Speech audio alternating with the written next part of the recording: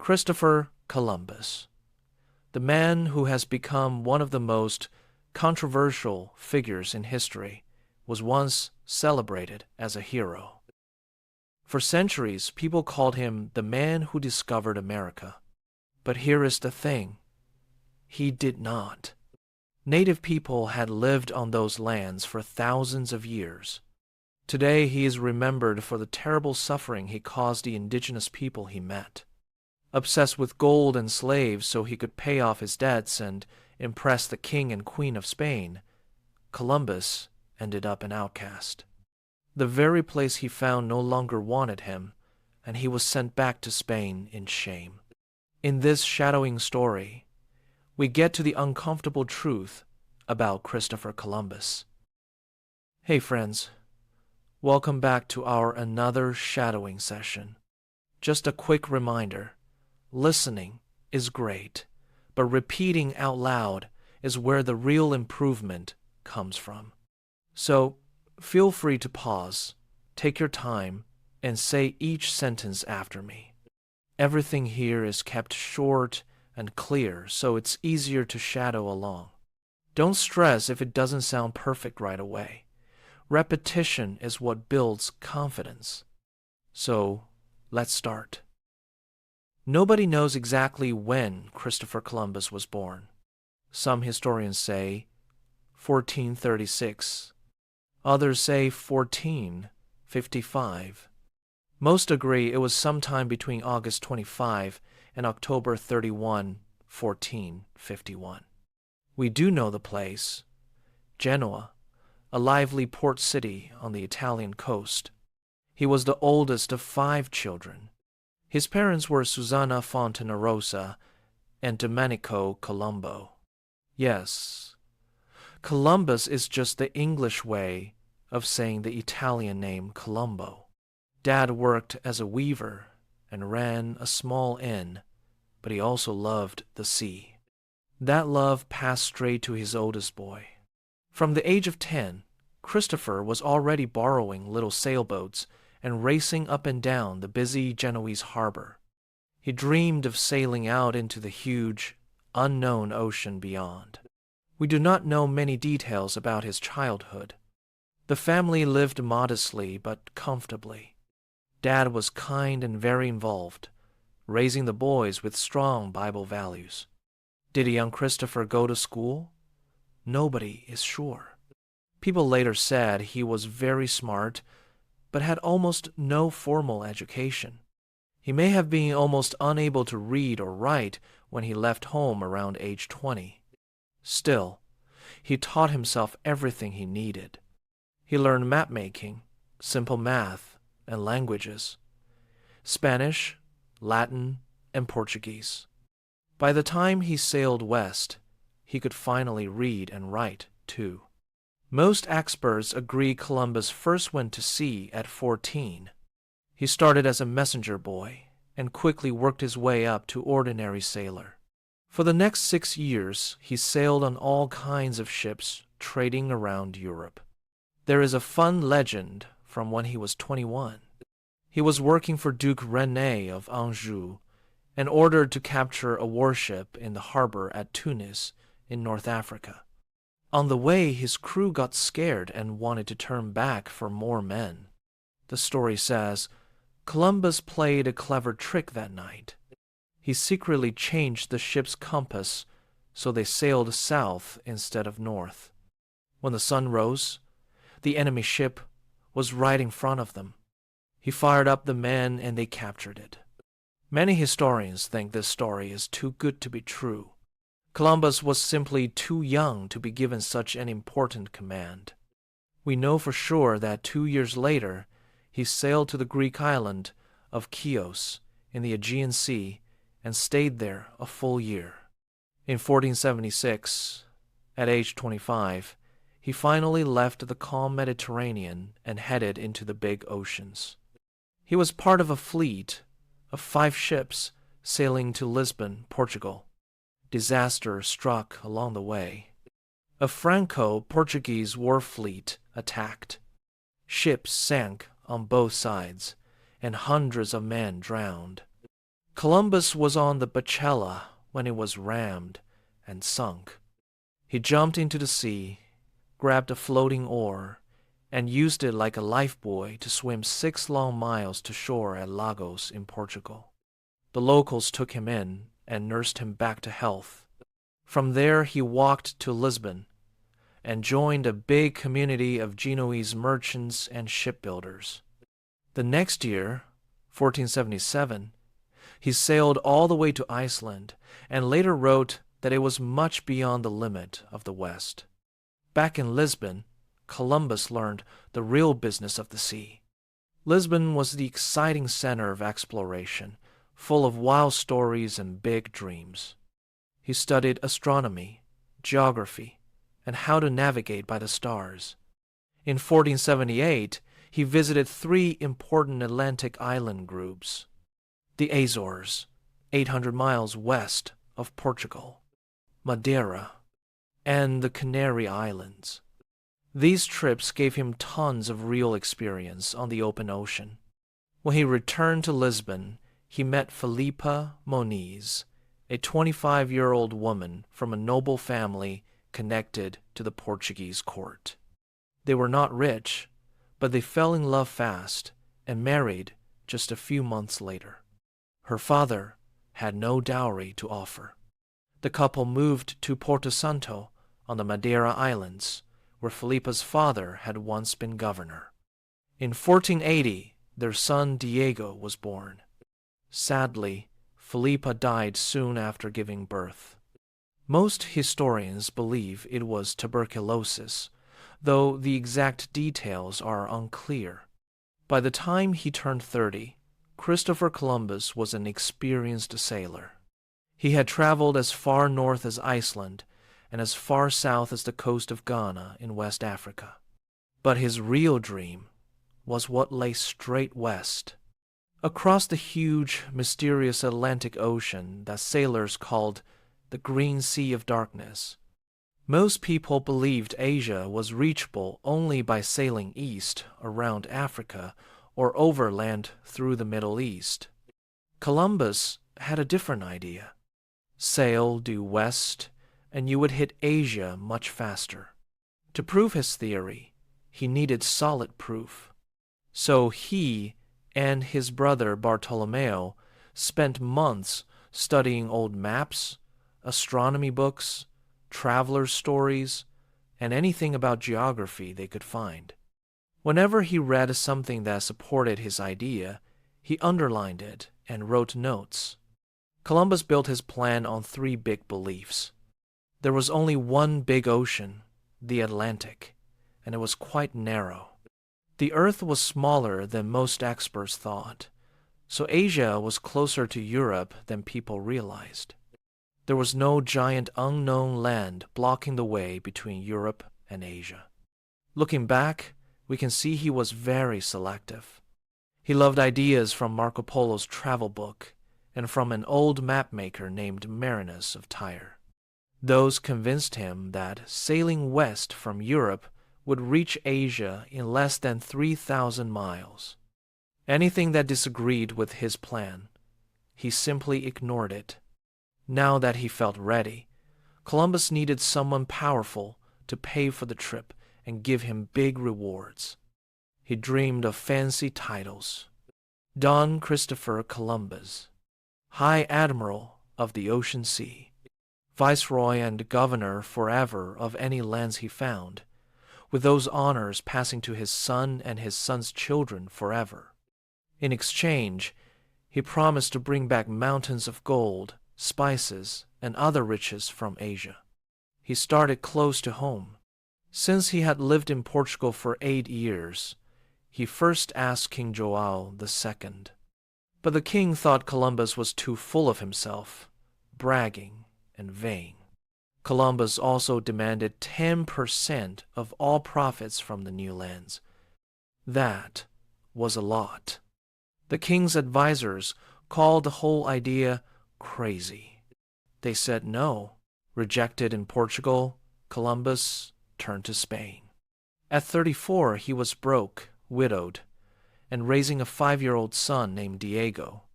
He arrived in the Spanish port of Palos with the boy, and almost nothing else. First, he begged for food and shelter.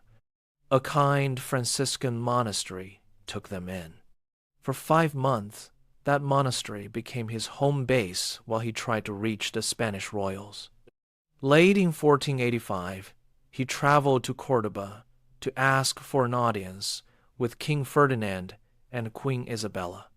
While waiting for them to return from another city, he met a young woman named Beatriz Enriquez de Harana. She became his companion. In 1488, they had a second son, Ferdinand. Finally, on May 1st, 1486, Columbus met the king and queen. Isabella liked him right away. They were the same age and shared some ideas. But the royals did not say yes or no. They sent his plan to a group of experts to study. Columbus waited 5.5 long, frustrating years. During that time, he even went back to Portugal to try again with King João. Still no luck. The Spanish experts finally said no, too. They argued the trip would take at least 3 years, impossible with the ships of the time. And even if you reached Asia, you could never sail all the way back. King Ferdinand agreed with the experts. He did not like Columbus personally anyway.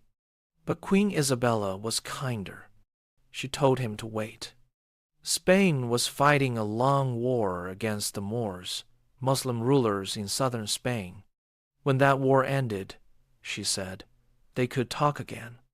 On January 2nd, 1492, Granada, the last Moorish city, finally fell to the Spanish.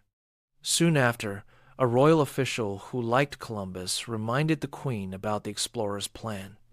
This time, Isabella changed her mind. Columbus, who was already riding away on a mule, was chased down and brought back to the palace with great news. They would support his voyage. After waiting 5 long years, Columbus got the green light from Queen Isabella. In just 10 weeks, he put everything together. 3 ships, the Nina, the Pinta, and the Santa Maria, plus supplies and a crew of 90 men. He said the ships were well suited for the task.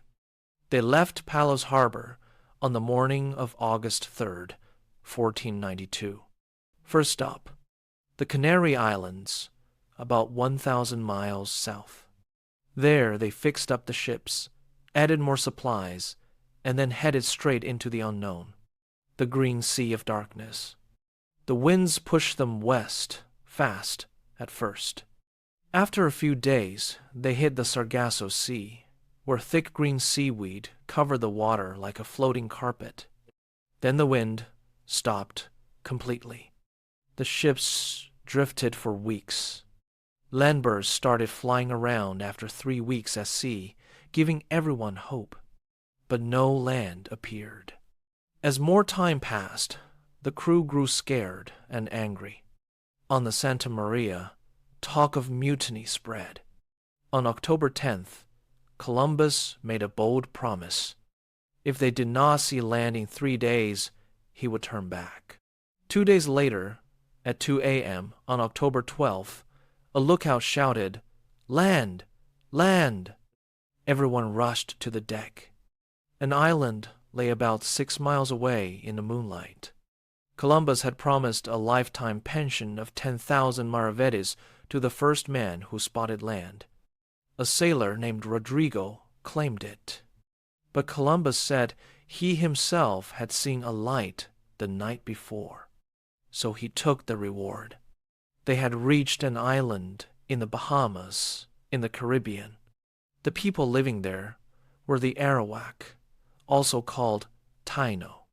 They were friendly and curious. Some swam out to meet the strange ships. These islanders lived in peaceful villages, grew crops, and had no iron tools or weapons. Columbus quickly noticed small gold ornaments in their ears and noses. He wanted that gold. He invited some Arawak onto the ships, then took several as prisoners. He forced them to guide him to where the gold came from.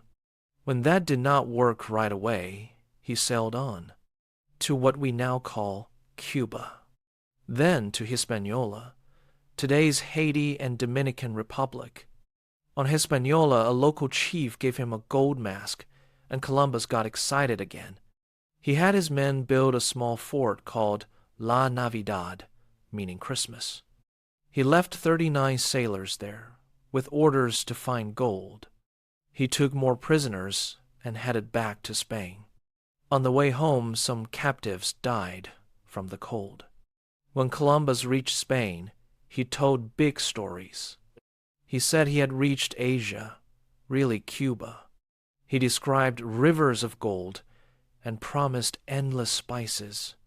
With a little more money, he said, he could bring back all the gold and slaves Spain needed. The king and queen were thrilled. They quickly approved a second voyage, this time with 17 ships and over 1,200 men. The goal had changed. Now it was gold and slaves. The second trip turned brutal. The fleet went from island to island, capturing people and demanding they lead the way to gold. Word spread fast. Villages emptied as people fled. The 39 men left at La Navidad were killed by angry locals.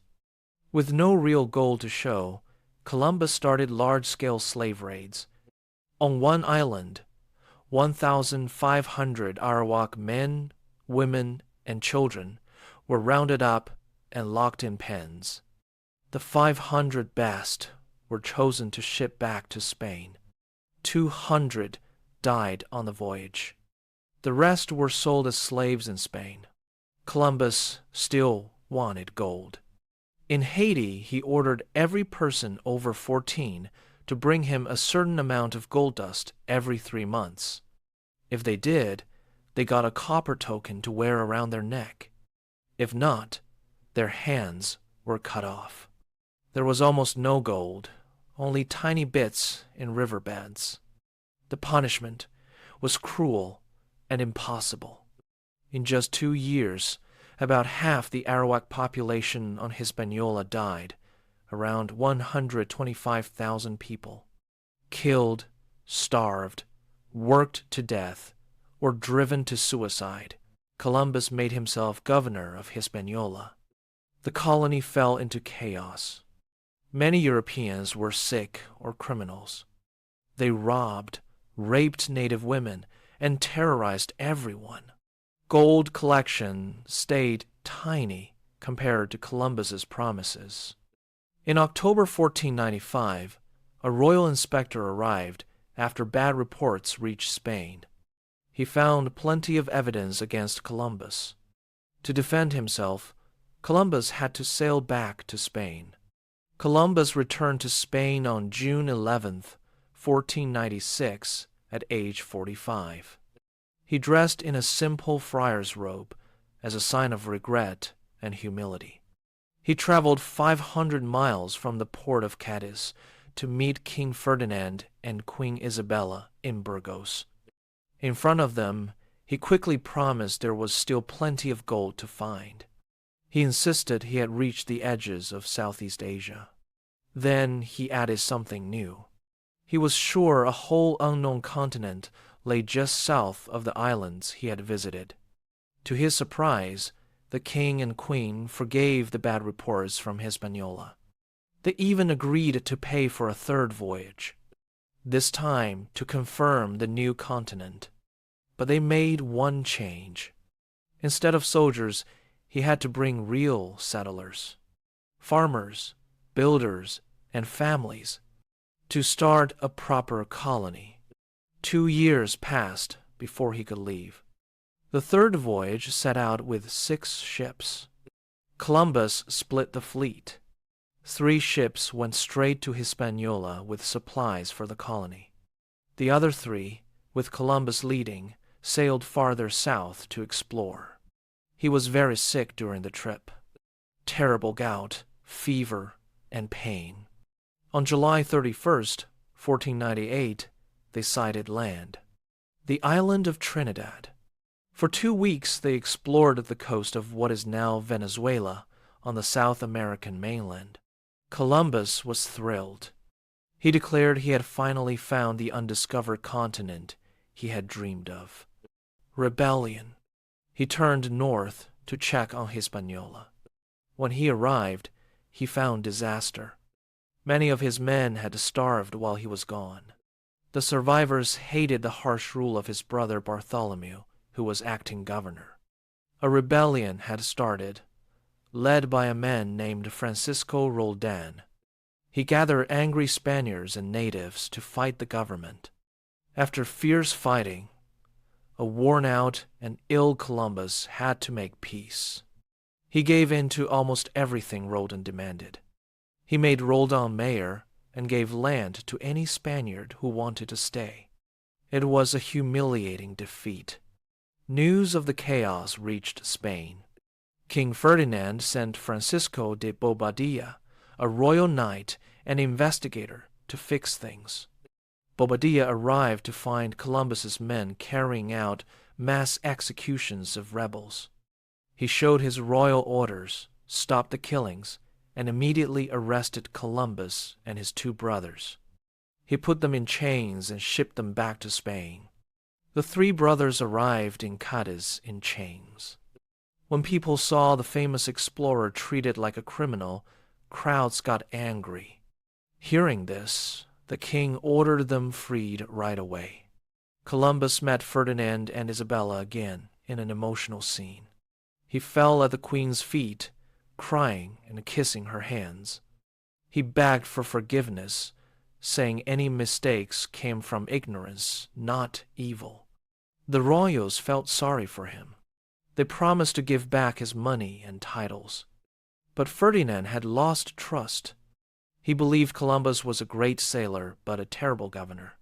Still, his skills at sea were useful. So the king approved one last voyage, a 4th trip purely for discovery. The strict rule: stay away from Hispaniola.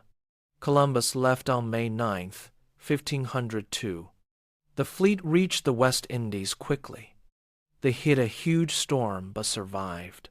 They explored along the coast of Central America, reaching Honduras and then Panama. There, they finally found real gold, more than ever before. They spent months collecting it. On the way back, terrible storms damaged the ships badly. They barely reached Jamaica and were stranded there for over a year. Finally, 2 ships from Hispaniola rescued them. Columbus recovered in Hispaniola, but knew he was not welcome anymore. He sailed home to Spain, arriving in Cadiz on November 7th, 1504. Columbus returned sick, weak, and broken. He could hardly stand. Still, he fought to get what he was owed. Years earlier, he had signed an agreement for 10% of all riches from the new lands. Gold and land claims in Hispaniola were sent to him. But the wealth came too late. His health got worse.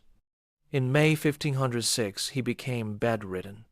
On May 19th, a priest gave him last rites.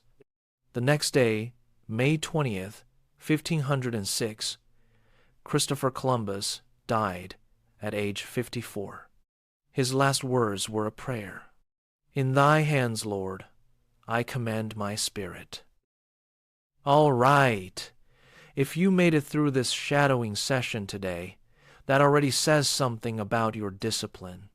This repetition and consistency combination might look boring on paper, but it is one of the most powerful ways to build fluent, natural English. Keep showing up like this, and your brain will slowly adapt. Trust the process. If this helped even a little, consider liking the video or subscribing. It lets me know these sessions are actually making a difference. We will do this again soon. You are building something real.